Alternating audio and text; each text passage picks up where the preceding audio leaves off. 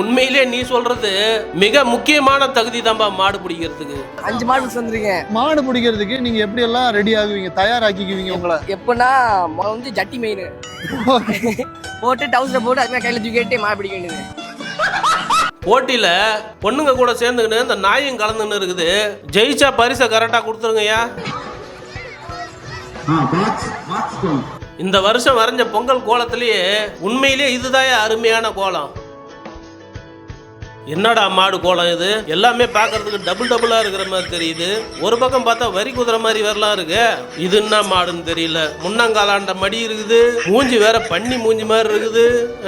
அடுத்த வருஷம் பொங்கலுக்குள்ளார எனக்கு இப்படி ஒரு பொண்ணு கிடைக்கணும்னு நினைச்சுக்கின்னு கூட படுத்துக்கின்னு போட்டோ எடுத்துருப்பானா அந்த பையன். இந்த மாட்டை எந்த கேட்டகரியில சேர்க்கறதுனே தெரியல. மாடு தானா இல்ல ஏதோ பூச்சி வரையணும்னு வரைஞ்சாங்களா தெரியல.